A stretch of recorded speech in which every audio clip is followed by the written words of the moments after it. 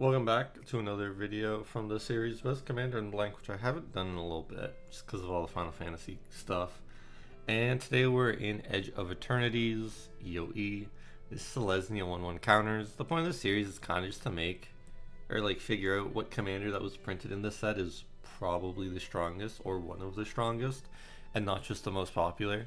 If you go to EDH Rack, for example, and look at commanders, I mean, the big one's the Lobster from this set, which I was like, it's pretty good, but like, you can do random Giga Broken stuff with every commander as long as you hyper optimize the deck. I think this is just a very good, generically good deck. But yeah, talking about the commander, it's Dyadrine, Synthesis Amalgam, 2 mana, technically 0/1, he has X. He enters with a number of 1/1 counters on him equal to the amount of mana spent to cast it, and whenever you attack, you may remove a 1/1 counter from each of 2 creatures you control. If you do, draw a card, make a 2/2 colorless robot artifact creature token. The dork is kind of alright. The card draw is nice, but we're just kind of doing Selesnya big stuff 1/1 counters with the deck. It's really nice that it just enters with 1/1 counters equal to the amount of mana spent to cast them. So even later on in the game, if he has like 6 mana of commander tax, you're still just getting all 8 counters on him, which is really, really nice. I don't know why he's 0/1, but yeah. So yeah, this very expensive deck, but this is kind of a no holds barred things, and I don't know. Let me know in the comments if you like that, or if you like slightly more budget stuff for this. But yeah, going through it, we got some good generic artifacts. Arcane Signet, Erd Heirloom. This is great for I think every creature deck. I really, really like this card. Lightning Greaves is premium protection. Soul Ring is great. Swiftfoot Boots is protection. Talisman is ramp.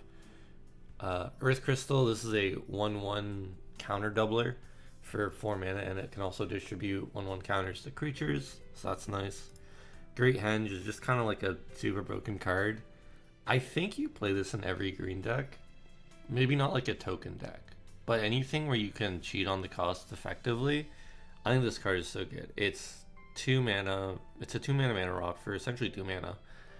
And when a non-token creature enters, you put a 1/1 counter on it and draw a card. So it's with 1/1 counters. It's also card advantage, which I think the deck was kind of struggling with for a while. And yeah, it's like a 2 mana, and you gain like, this card is wild. Another wild card, the One Ring. This is kind of just in the deck because it's the One Ring.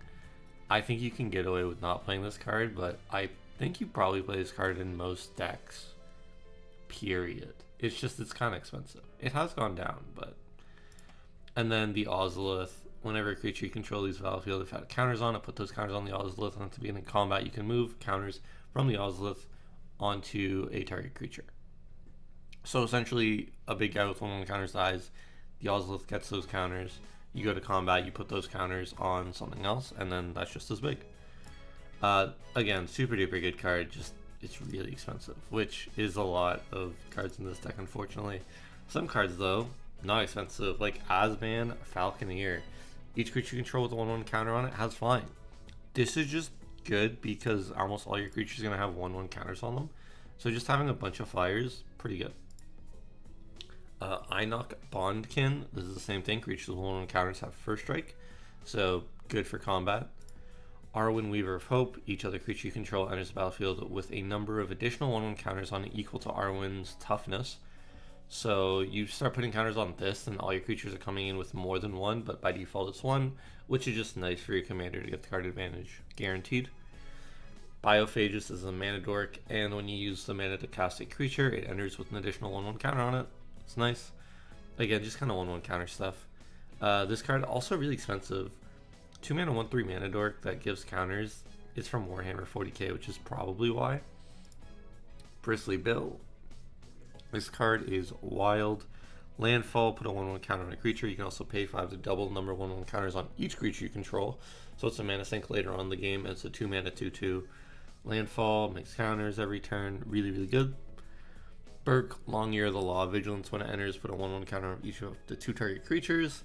So you can move counters around, or I guess just put things on a bunch of things that don't have counters, like the robots you're making maybe. And whenever a creature you control with a 1/1 counter on it attacks, double the number of 1/1 counters on it. Obviously, this works with the commander trigger. You can sack in a way where you double and then you -1, so you can get the most amount. I guess it's usually only like +1 on lower levels, but yeah. I've been really impressed with this card. The 1/1 doubling on attack, also just on a 4/4 Vigilance Body is nice. I mean, it's 6 mana, but we're playing a lot of ramp. Envoy of Ancestors, 3 mana 2/3. Modified creatures have lifelink, equipment, auras, and counters are modifications. So just all your creatures have lifelink. It's nice for life gain when you're attacking and you're tapping a lot of cards every turn. Esper Sentinel, whenever an opponent casts a first non-creature spell each turn, draw a card unless they pay X, where X is its power. Usually this card I think is a little overrated. I mean, in like CDH and stuff it's crazy, but the price point doesn't justify it in most decks, but when you're putting 1/1 counters on it and making it bigger, it is a lot more effective, and I think it's actually worth playing in this deck. Evolution Witness, you can adapt it for 2 to give it 2 1/1 counters, and whenever 1 or more 1/1 counters are put on it, you can return a permanent from your graveyard to your hand. This is just good recursion, and you can easily put counters on this every turn. Forgotten Ancient, 4 mana 0/3. When a player casts a spell, you may put a 1/1 counter on this creature, and at the beginning of your upkeep, you may move any number of 1/1 counters from this creature onto another creature. So it can just stay big, or it can pump something up even more. Good Fortune Unicorn, whenever another creature enters the battlefield under your control, put a 1/1 counter on it. Just a good generic value card. Halia Ascendant Cadet. That's weird. Why is it not like Ascended? Whenever it enters or attacks, put a 1/1 counter on a target creature. And whenever one or more creatures you control with a 1/1 counter on them deal combat damage to a player, draw a card. This is in here more for the draw card than enter attack, put a 1/1 on a creature. Like, the 1/1 on a creature is nice, but the card draw is the best part about this card. Especially for 5 mana 3/3. Hamza, Guardian of Arishin, 6 mana 5/5, costs 1 less for each creature with a 1/1 counter on it. So usually it'll be discounted by 3, maybe 4.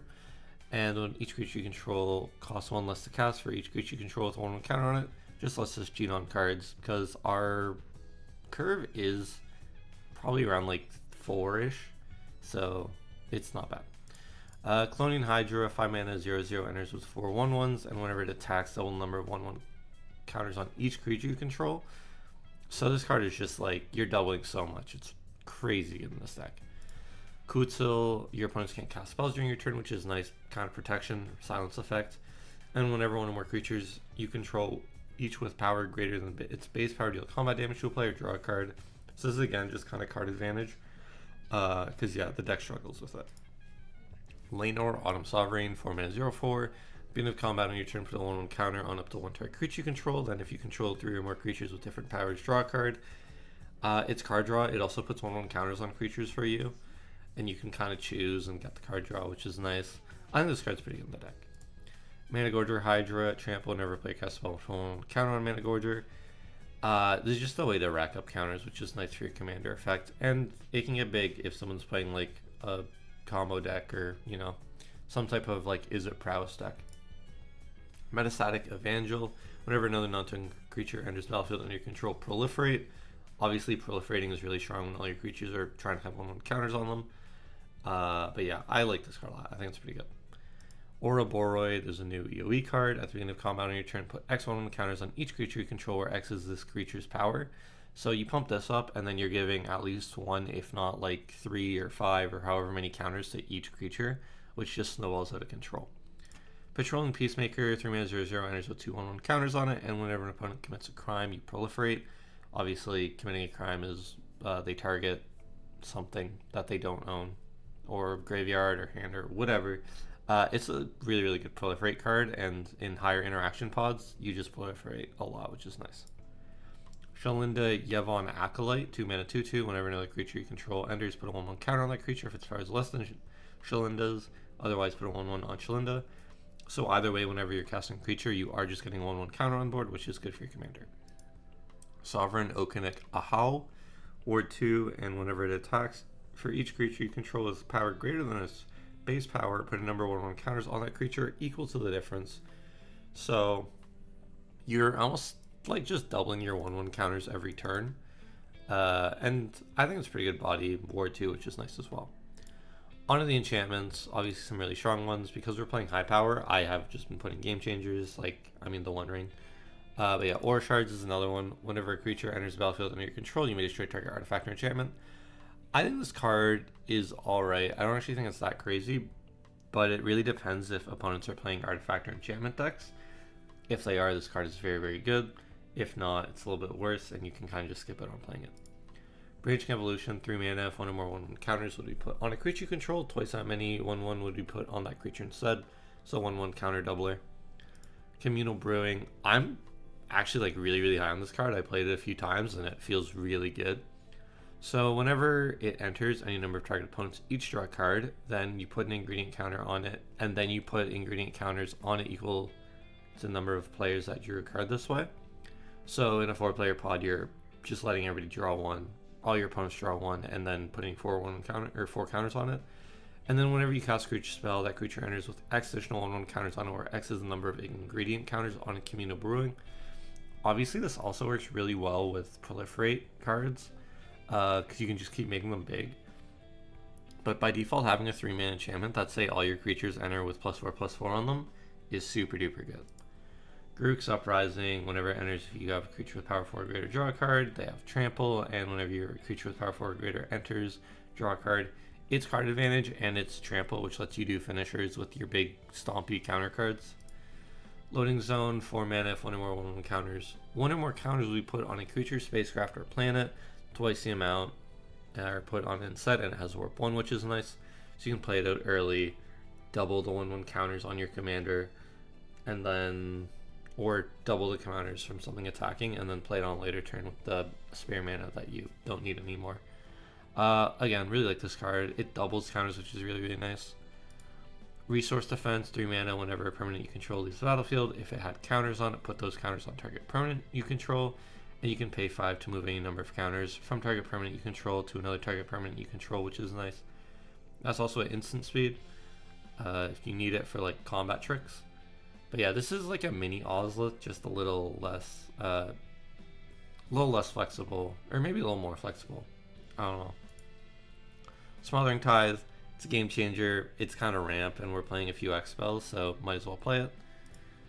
Terror Symbiosis, whenever one or more 1/1 counters would be put on a creature control, you may draw that many cards, do this only once each turn. So you're just going to wait until like you hit a doubler, or you're casting your commander for 6 or 7, then you're drawing a lot of cards with this, which is nice. Tribute to the World Tree, whenever a creature enters the battlefield under your control, draw a card if its power is 3 or greater, otherwise put 2 1/1 counters on it. So it's either card draw or 1/1 counters. Most of the time it's card draw, which is good. And then yeah, worst case scenario, it helps with your commander. Virtue of Loyalty. The adventure says you can make a 2/2 knight with vigilance. I've never played that part. I've only played at the beginning of your end step. Put a 1/1 counter on each creature you control, untap those creatures. It generates 1/1 creatures on everything, and it also untaps them, which is really nice for blocking. Because yeah, you're trying to turn sideways a lot to hit people early. So yeah, this card, really nice. I like it. Beast Within is removal, Generous Gift is removal, Heroic Intervention is protection, Inspiring Call is draw a card for each creature you control with 1/1 counters on it. Those creatures gain indestructible, so it's kind of protection, but it's also card draw. Let me actually go over what these do. Destroy a permanent, make a 3/3. Destroy a permanent, make a 3/3. This gives permanents you control hexproof and indestructible till end of turn.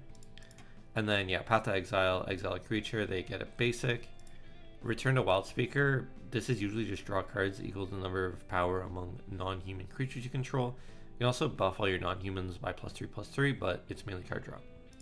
Nature's Claim hits a artifact or enchantment.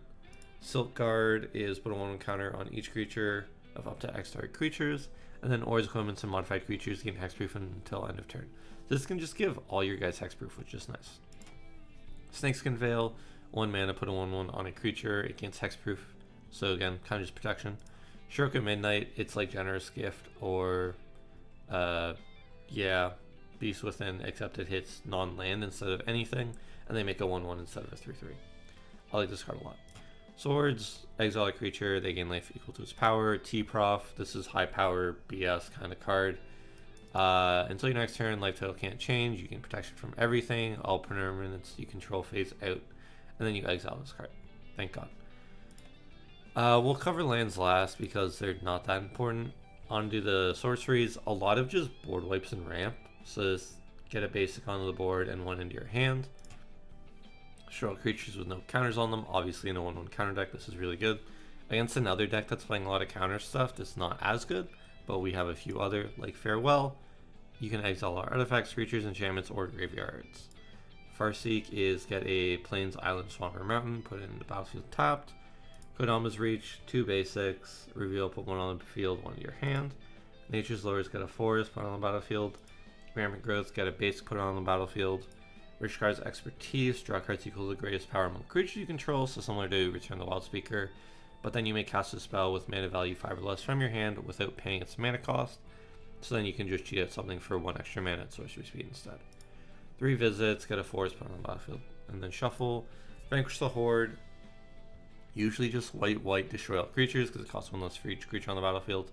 I actually really like this card. This card should probably be played in most white decks over a lot of the other board whips. Alright, let's go over this weird land base that I put together. It's every off-color fetch. So like Arid Mace in the deck.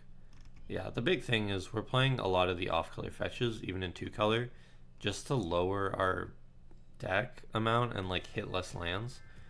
Obviously it makes all our fetches worse, but we're running 6 plains and 7 forests. We're running the good dual lands, kind of like a Brushland, Banished Loft Pathway / Boulder Loft Pathway. Lush Portico is a survey land, which we can get from our fetches and some of our less generic searches that just care about a land type, not basic. Karn's Bastion is a proliferate card. I'm trying to remember what they all are. This one enters tapped unless you control 2 or more other lands, which is good. Tapped unless you control a forest or a plain, which you almost always have. Temple Garden is a shock land in this color. Yeah, Exotic Orchard, and then like Beseiju. Mainly for the channel, you can discard pay 2, destroy target artifact or enchantment, or non-basic land and opponent controls. That player may search your library for a land card with basic land type, put it on the battlefield, tap and shuffle. Costs 1 less for each legendary creature, so it's usually just 1 green to destroy an artifact, enchantment, or non-basic, which is nice. But yeah, onto the Maybeboard. These are cards that I think were interesting, or I just didn't really like the play pattern of, but they're close. I really like Ashnods in this deck. I think if you were in red, you could almost do like some really cool Dargo stuff. But yeah, you can sack creature to add to colorless. I think it works really well with like your first iteration of your commander, where you can sack the commander, add the 2 colorless, and then the commander tax goes up, but you can just pay for the commander tax, so you can just make them bigger. But besides that, it really didn't do anything.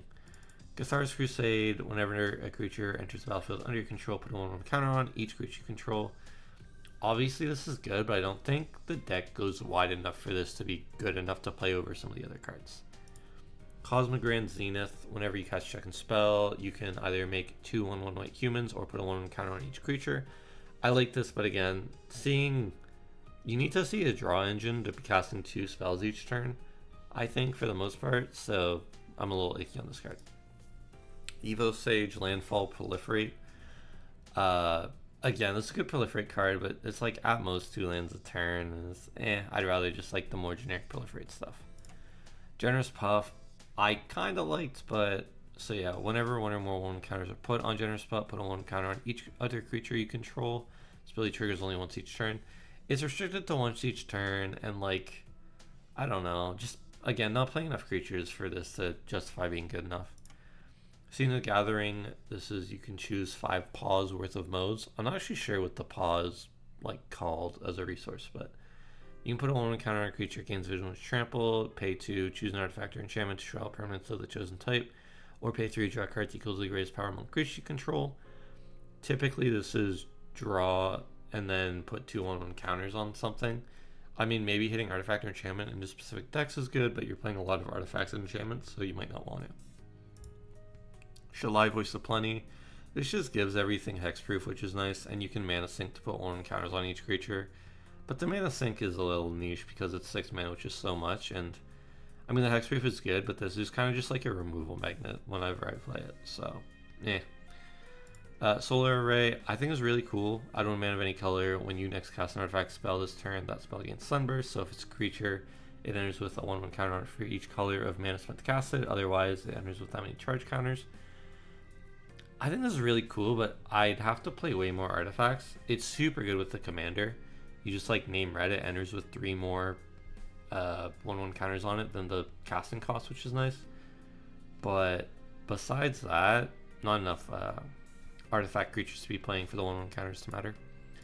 Sphere Grid, whenever a creature controlled deals combat damage to a player, put a 1/1 counter on that creature, and then creature control with 1/1 counters on them have Reach and Trample. Like Reach Trample's nice, but only 1/1/1, and it's like, nah. I don't know. I think this card is alright. And then Thunder's Velocipede. Each other creature you control enters with an additional 1/1 counter on it if its mana value is 4 or less. Otherwise, it enters with 3 1/1 counters on it. A lot of the deck is mana value 3 or like 2 or 3. Obviously, we have a bunch of 4s, 5s, 6s, but just not consistent enough. I'll quickly go through the Rex. Talk about some of the things that I didn't put in. So like Hardened Scales. I mean, I think this card is super good, but if one or more 1/1 counters we put on a creature, that many +1 are put on instead. I think this is good, but I think a lot of like the biggest bombs in the deck care about doubling or putting a bunch of 1/1 counters on, so this isn't as useful. Same with Kami, except this one's a mana dork, which is nice. Conclave Mentor, whenever 1/1 counter we put on a creature, that many +1, and then when it dies, you gain life equal to its power. I don't really need the on death effect. I think Champion of Lambholt is probably really playable. Creatures with power less than Champion of Lambholt can't block creature control, and whenever another creature enters, put a 1/1 on Champion of Lambholt. Yeah, I think this card's good. Innkeeper's Talent, I think you have to pay too much mana in to get the effect. Same reason why I'm not playing cards like Doubling Season. Just because 5 mana is a little steep, at least the 4 mana Earth Crystal also discounts my green spells. Rishkar makes everything mana dorks, but I don't really care about that. I'd rather attack with them. Modified creatures have trample is and when it deals damage you can ramp up basic. It's not bad. I could probably justify playing this card over some of the other stuff if you just have one, you don't want to play like a 1 ring. But yeah, I mean Mikaeus, interesting, but I don't think you're going wide enough for the 1/1 counters on everything. Requisition Rate is pretty cool. You can pay white 1, put a 1 counter on each creature, and you can also pay an extra 1 to destroy an artifact or an enchantment. But yeah, that's the deck. Thank you very much for watching. I might go back to doing these again. I'm gonna skip out on doing Final Fantasy because there's way too many legends in that set, and I've already made like 10 Final Fantasy decks probably, at least on YouTube. But yeah, I'll probably keep up with that, see how it goes. Maybe not do the Universes Beyond if there's too many legends in it, just because it feels like it's almost too broad and you can just play whatever. But yeah, thank you very much for watching. I'll be back next week with something else. I'm not really sure yet, but yeah, it'll be something. Bye-bye.